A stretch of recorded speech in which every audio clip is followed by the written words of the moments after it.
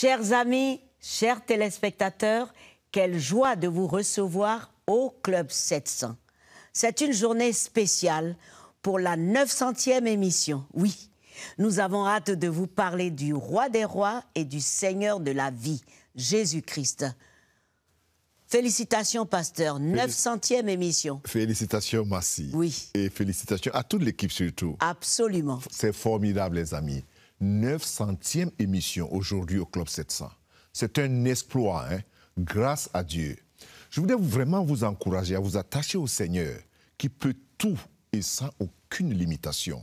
Et maintenant, je vous invite à être encore plus encouragé par les propos de Abby, qui est présidente fondateur de HT Even, entrepreneuse dans plusieurs domaines très demandés pour son talent. Vraiment un grand talent. Suivons son histoire. Bonjour Abby. Bonjour Michael. Comment tu vas? Je vais très bien, vous. Nous sommes très heureux de t'avoir dans le Club 700. Le plaisir est partagé. Et justement, s'il fallait te présenter, comment est-ce que tu te présenterais au monde? Je suis Habi Tambedou. Je suis sénégalaise. J'ai 28 ans. Je suis assistante exécutive dans une ONG américaine et je suis aussi dans l'événementiel. Et j'ai aussi une marque chrétienne de vêtements ou des t-shirts avec des écritures bibliques. Waouh! Tout ça pour toi toute seule. Alors comment définirais-tu ton art? Pour moi, c'est un don qui vient de Dieu. Donc, c'est des idées que Dieu me donne et que je mets ensemble et qu'à la fin, je me dis, voilà, ça aboutit à quelque chose. Et donc, tu as parlé justement d'événementiel, de décoration. On peut parler même d'event planner quand il s'agit peut-être de mariage, de cérémonie. Quelle a été la genèse justement de cette passion? Est-ce que ça a toujours été le cas? Est-ce que c'est depuis l'enfance? Est-ce que tu peux nous parler de tes débuts justement? Bon, on me raconte souvent que le premier événement que j'ai organisé, j'avais 6 ans. Donc, je partais de maison en maison et j'invitais mes amis. Je les disais, il y aura une fête à la maison. Et je prenais mon cahier où j'écrivais les noms, comment ça va se passer. Et c'est mon père qui finançait ces événements. Et au fur et à mesure, je continuais à le faire. Je prenais plaisir à voir des gens ensemble, à faire des petites fêtes à la maison. Mais c'est lorsque je suis venue à Christ qu'il m'a fait comprendre que c'était pas seulement une passion, mais c'était un ministère. Mais à partir de quel moment exactement Abby décide-t-elle d'en faire un métier, un business? C'était lors d'une organisation d'un mariage. C'était urgent. Je me rappelle, c'était au mois de décembre. Dieu m'avait parlé. Il me disait d'écrire tous les rêves que j'avais. Donc, j'ai eu ces rêves où j'étais en train d'organiser un mariage. J'avais vu les couleurs, j'étais en train de décorer les tables et tout. Et dans le rêve, on a eu un problème parce qu'on avait oublié d'amener un équipement pour le son. Et je me suis réveillée, j'ai écrit ce rêve. 2 semaines après, il y a une connaissance qui m'appelle pour me dire il y a un mariage qu'on doit organiser, c'est urgent parce que mon mari doit voyager, donc on n'a que quelques jours pour le faire. Donc j'ai commencé à contacter des gens pour trouver le lieu et tout. Et puis le même jour, je lui dis quelle couleur tu veux. Elle m'a donné les couleurs, je me rappelle, il y avait mauve et rose. Et le Saint-Esprit me dit, c'est ce que tu avais vu dans les rêves. J'ai dit, ok, ça c'est le premier point. Après, j'ai contacté un ami, je lui dis, je cherche un endroit, est-ce que tu peux me trouver? Il dit, oui, qui travaille dans un restaurant, je peux venir visiter. Et je pars, je trouve que c'est le même endroit que Dieu m'avait montré dans le rêve, la même décoration.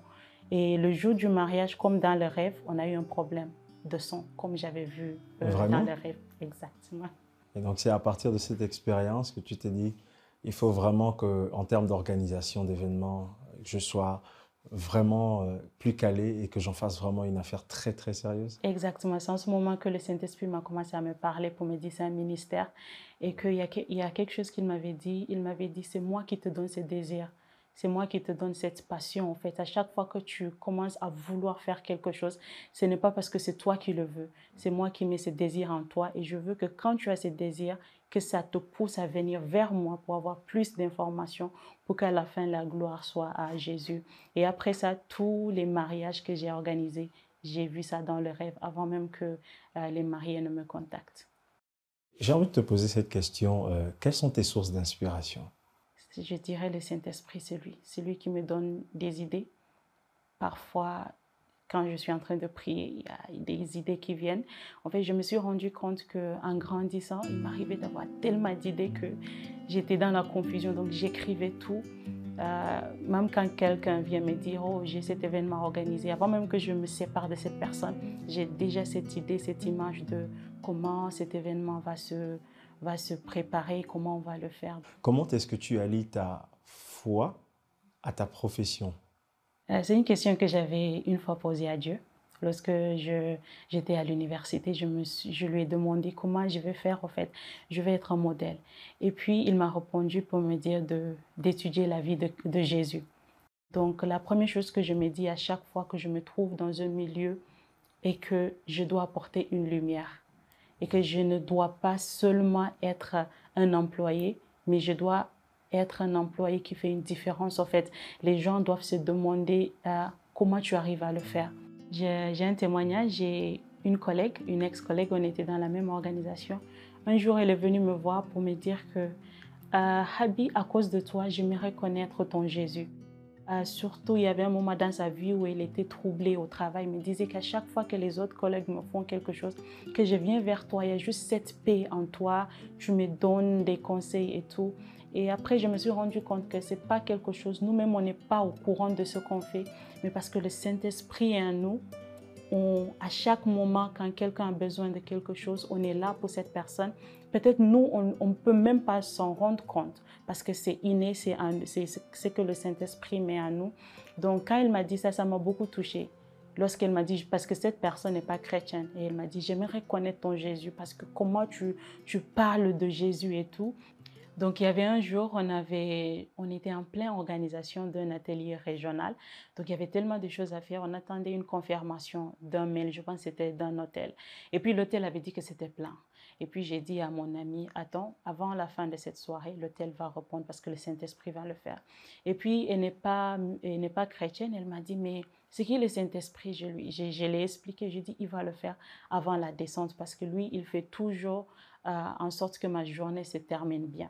Et puis, avant la fin de la journée, j'ai reçu le mail de l'hôtel. Et puis, elle est venue dans mon bureau pour me dire, ah, Habi, tu te rappelles cet homme-là que tu m'avais dit? J'ai dit qui? Il me dit, le Saint-Esprit l'a fait. J'ai dit, voilà. Waouh, c'est magnifique. En tout cas, c'est très édifiant. Et pour finir, peut-être te demander quelle serait ton adresse à un jeune ou une jeune dame qui, comme Habi, veut se lancer dans l'entrepreneuriat. La première chose, c'est de retourner à la source. La source, c'est-à-dire Dieu. Souvent, les gens disent que le temps ne va pas t'attendre, mais moi, je dirais que c'est Dieu qui a créé le temps. Donc, il ne faut pas se précipiter. Donc, il faut toujours retourner à Christ, lui dire, voilà Père, voilà ce que je ressens ces temps-ci. Je pense que j'aime bien la mode, je ne sais pas pourquoi je me trouve toujours à faire ceci. Est-ce que ça vient de toi? Montre-moi comment je dois le faire. Parfois, il faut éteindre les voix extérieures et juste se concentrer à Dieu. Le temps est là, c'est Dieu qui a le contrôle du temps. Il n'y a rien dans le monde que vous êtes en train de rater. Merci à toi, Habi, et on te souhaite vraiment le meilleur pour la suite et beaucoup plus d'impact encore. Merci. Bravo à Habi pour son art qu'elle utilise comme un canal. Et ça, c'est important pour annoncer Christ.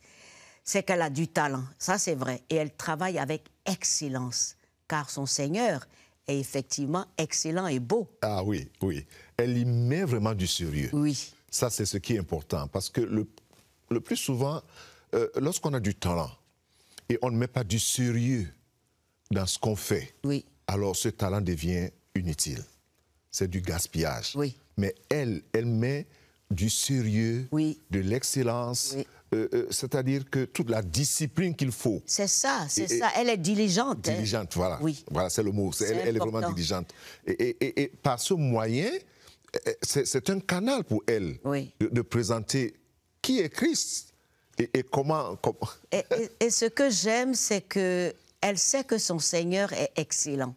Oui. On a une alliance plus qu'excellente, oui, la Bible dans Hébreu. Donc, et puis, il est beau. Donc, tu peux faire du beau, tu peux être excellent et tu touches les autres, en fait, qui admirent ce que tu fais. Ce que tu fais. En fait, pour elle, l'opportunité qu'elle a, c'est que son talent, elle a mis ça au service de l'Évangile. Absolument. Et c'est ce qui est important. Oui. Alors, les amis, quand vous avez un talent, lorsque vous avez un talent, il n'est pas pour garder pour vous-même. mettez-le à une cause plus grande que vous. Ne nous quittez pas, nous continuons avec vous. À tout de suite. La puissance de son amour est le premier ouvrage de Massi Domingo. Ce livre s'adresse à tous ceux qui traversent des moments difficiles et qui cherchent des réponses dans ce monde rempli d'incertitudes. À tous ceux qui souhaitent connaître le véritable amour, l'amour inconditionnel de Dieu. Comment vous le procurer? Eh bien, il vous suffit de vous rendre sur notre site internet www.portailcbnafrique.org. Alors ne manquez pas cette occasion de plonger au cœur de la puissance de son amour.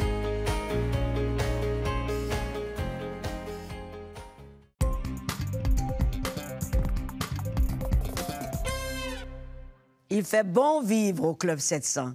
Il est bon de connaître Dieu qui sauve.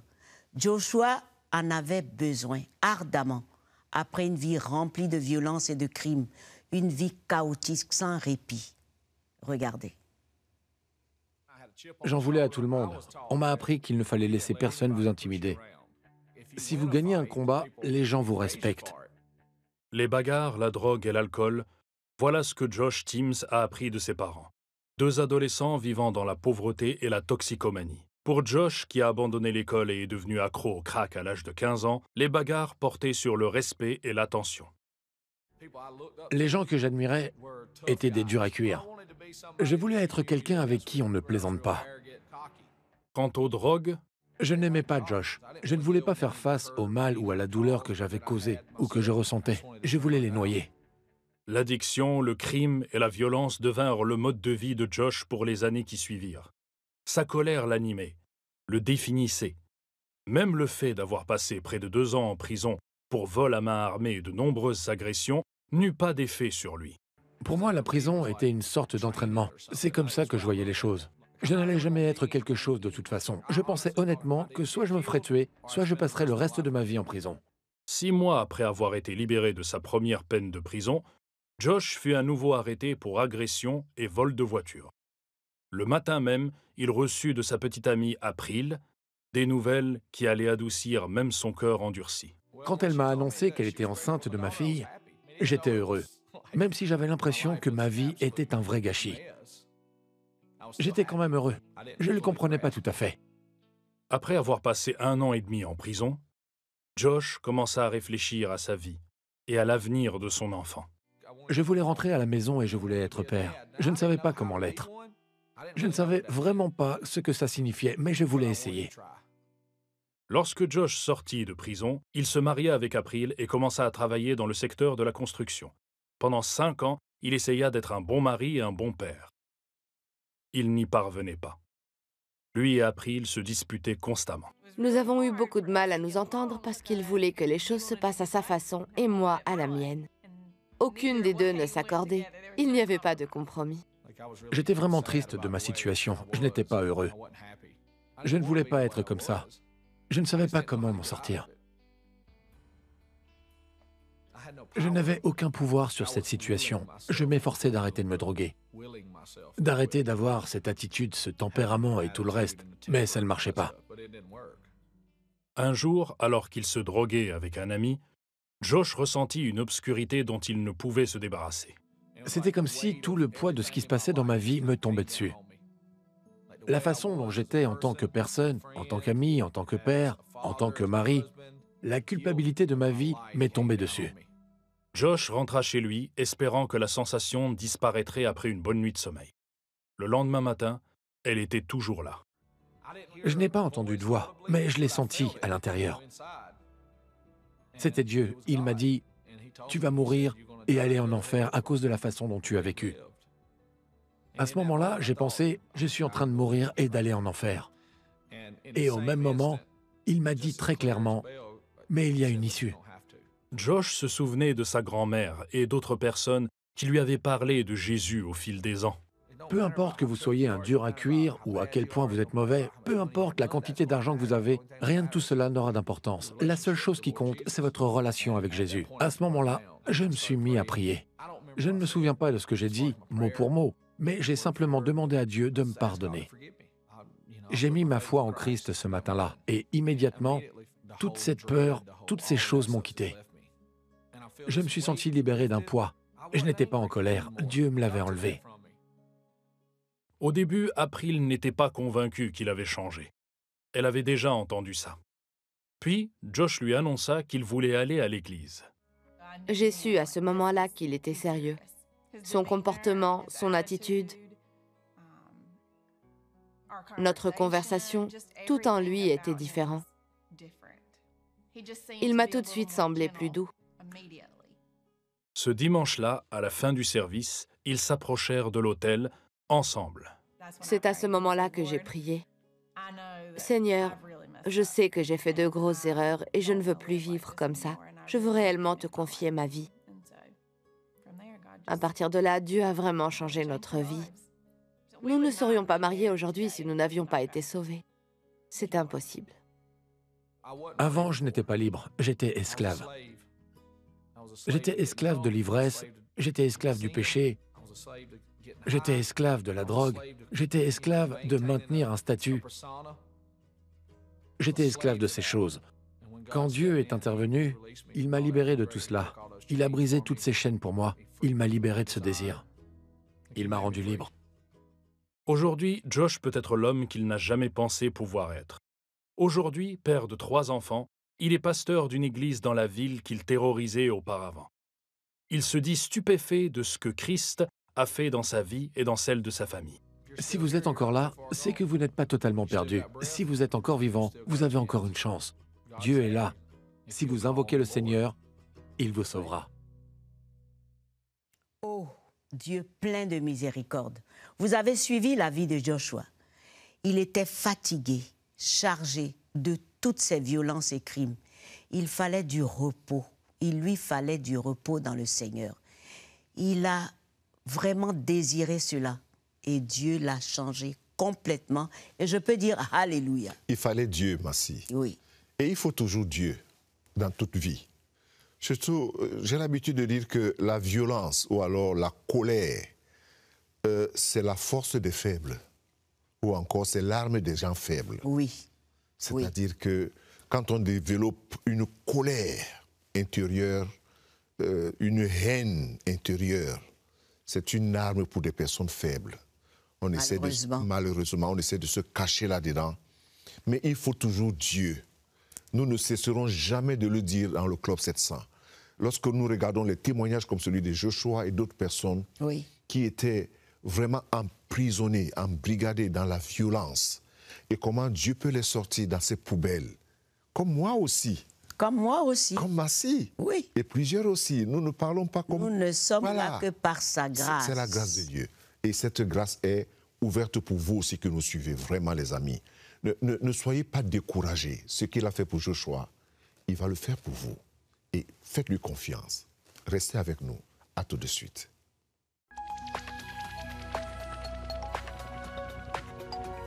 Si vous avez des questions spirituelles, des besoins de prière ou même si vous avez besoin de conseils, n'hésitez pas à nous contacter aujourd'hui au numéro suivant. Nos conseillers sont là pour vous aider. N'oubliez pas, nous sommes là pour vous.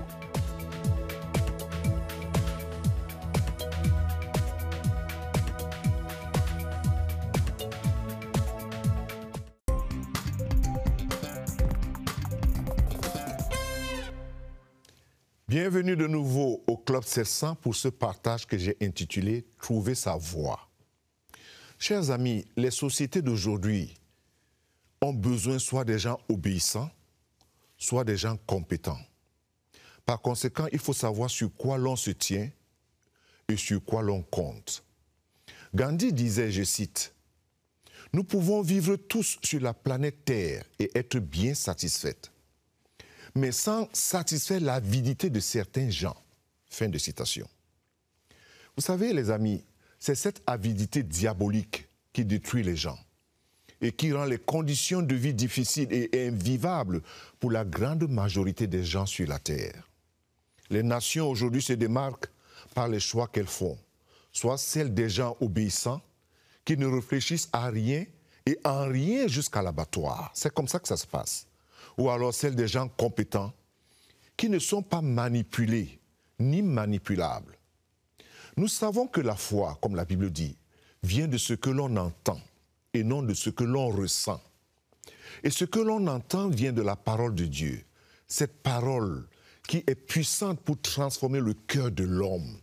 Elle est assez puissante aussi pour répondre pleinement aux questions, aux tensions, aux peurs de la société moderne comme la nôtre. C'est la parole de Dieu qui est puissante pour transformer le cœur, ton cœur. Toi qui m'écoutes, ou alors qui suis cette émission du Club 700, et j'aimerais t'inviter à prier avec moi. Je suis très content de te le dire, que la parole de Dieu puissante, elle peut te transformer en ce moment. Voici la prière. Et sois sérieux. Seigneur Dieu, en suivant ces témoignages et en écoutant ta parole, très humblement je viens vers toi, Seigneur, te demander de me pardonner. Pardonne-moi tous mes péchés. Pardonne-moi ma vie désordonnée. En ce moment même, Seigneur, je comprends que Jésus est mort sur la croix pour moi. Et je le reçois dans mon cœur comme mon Seigneur et mon Sauveur personnel. Merci Seigneur. Amen et Amen. Ma prière pour toi, c'est que tu trouves ta voie avec le Seigneur.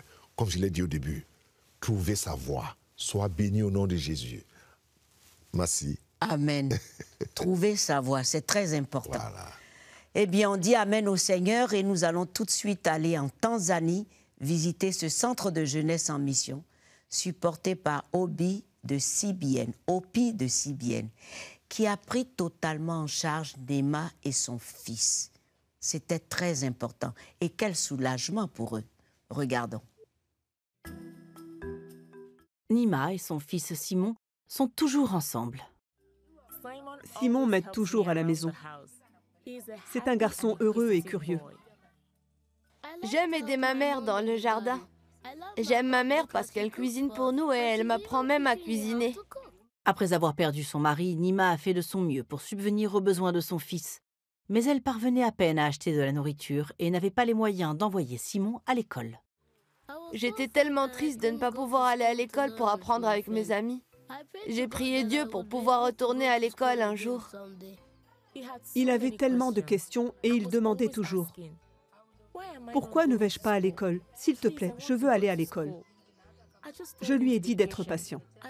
Je priais souvent jusqu'à ce qu'il ne me reste plus de larmes pour que Dieu nous aide. Lorsque Nima a contacté une dame de sa communauté, celle-ci l'a mise en relation avec Youth with a Mission Arusha, qui est soutenue par Orphans Promise de CBN. Nous avons donné de la nourriture à Nima et, grâce à notre aide, Simon est maintenant retourné à l'école et dispose de tout ce dont il a besoin pour apprendre. Dieu répond à la prière.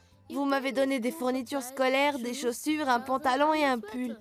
Le premier jour où je suis allée à l'école, j'étais très heureux. J'aime lire et écrire. Cela me rend heureux. Quand je serai grand, je veux devenir enseignant pour pouvoir enseigner aux jeunes aussi. J'ai beaucoup d'amis et j'aime jouer avec eux pendant les pauses. Je vous suis très reconnaissante d'avoir aidé Simon à aller à l'école et pour la nourriture que vous avez donnée à notre famille. Merci beaucoup de m'avoir aidé. Vous avez fait de mes rêves une réalité. Que Dieu vous bénisse. Ah, le chemin a été très long. Nous ne pouvons que remercier les merveilleux donateurs que vous êtes en venant en aide aux uns et aux autres à travers le monde avec Opi et Obi. Formidable, Massi. Formidable, vraiment, pasteur, c'est vrai, parce que voilà 22 ans que nous sommes ensemble, la main dans la main, secourant ceux dans le besoin sur tous les continents. Vraiment, merci à tous pour votre fidélité, car nous rendons grâce à Dieu pour la 900e émission aujourd'hui même. Que toute la gloire soit pour Jésus-Christ seul, pour le travail de toute une équipe, l'équipe du Club 700, et le privilège de servir l'Évangile béni. C'est un privilège énorme, Massi. Oui. Un privilège assez grand et beaucoup d'honneur d'ailleurs. Alléluia. On le dit. Et nous sommes bénis. Vous êtes aussi bénis, les amis. Oui. Alors maintenant, nous allons célébrer ensemble ce moment historique pour le Club 700 français. Wow. Nous vous embrassons Et nous vous souhaitons bonne fête. Une très, très, très bonne fête, Massi. Bonne fête, bonne fête, bonne fête pour tout, parce que nous avons un clip. Il y a une surprise, pasteur. Ah bon? Ah oui, oui. Ah oui? Il y a un clip. On va regarder. OK. Qu'est-ce qu'on nous a préparé? Congratulations, Pastor Coffee and Massi, on the 900th episode of the French 700 Club. It's been a privilege and an honor to work with you throughout the years behind the scenes on this most excellent program. I just want to congratulate you. That is a remarkable accomplishment, an amazing accomplishment. And you know, it really speaks to your dedication and your desire to minister to people, that you've just stayed with us for such a long period of time. But it's also a great testimony to God's faithfulness in blessing this program and blessing your efforts and blessing people because of your efforts. So once again, congratulations, guys, on 900 episodes. It's really amazing. Bonjour Pasteur Kofi et Maman Massi. Vous êtes véritablement une source de bénédiction pour ma famille et moi. Demeurez abondamment bénis. Merci. Felicidades, Pastor Kofi y Massi Domingo. 900 programas. ¡Qué maravilla! Dios les bendiga y sigan adelante con todo el trabajo que están haciendo. Congratulations, Massi and Pastor Coffee. Many successful episodes ahead. May God continue to bless you and encourage you and to do more 900 episodes. Bonjour, Pasteur Kofi et Maman Massi. Ça fait plus de 15 ans que je vous suis. Vous êtes une véritable source de bénédiction pour moi. Demeurez à jamais bénis au nom de Jésus-Christ. 900 episódios, mais 100 e estamos nos 1000. Allez, Pastor Massi, parabéns. Congratulazioni Massi e Pasteur per questo bellissimo evento. Bonjour Papa Kofi, bonjour Maman Massi. Vos émissions m'ont permis encore plus de me rapprocher du Seigneur et que le Seigneur vous bénisse au centuple. Bisous. Waouh, 900 épisodes du Club 700. Quel exploit. Merci Pasteur Kofi. Merci Maman Massi. C'est touchant. C'est très touchant. Oh là là. Oh là là. C'est vraiment encourageant. C'est vraiment encourageant. Oh, merci. Oh là là. Oh là là. Alors là. Oh, c'est magnifique. Oh là là. Mon... Ouh. Wow. Oh là là. C'est formidable. Oh. Oh là là. Oh, c'est touchant. Wow. C'est touchant. C'est touchant. C'est vraiment touchant. Oh, j'oublierai pas ces 900 là. Ouais. Avec oh là. Je porte tout ça, hein. Vraiment, merci beaucoup, merci beaucoup, merci beaucoup, merci beaucoup. Wow. Merci beaucoup, wow. Vraiment. Jésus nous a permis de faire cette différence. Ouais. Ce n'est pas nous. Ce n'est pas nous. En plus. Oh! Encore? Alors là, les amis, oh, écoutez, c'est vraiment la surprise, beaucoup de surprises aujourd'hui. C'est avec tous nos amis. Ah, avec tous nos amis. Avec toute l'équipe formidable du Club 700. Wow. Depuis le Sénégal, la Belgique. Partout dans le monde, parlant toutes les langues. On a eu tout en français, en portugais et tout, mes amis. Wow. Bonne fête, merci de fêter avec nous. Ce gâteau est magnifique. Nous allons le déguster tout de suite et dire merci à Jésus-Christ. Dieu vous bénisse et à très bientôt. Au revoir. Et bonne fête.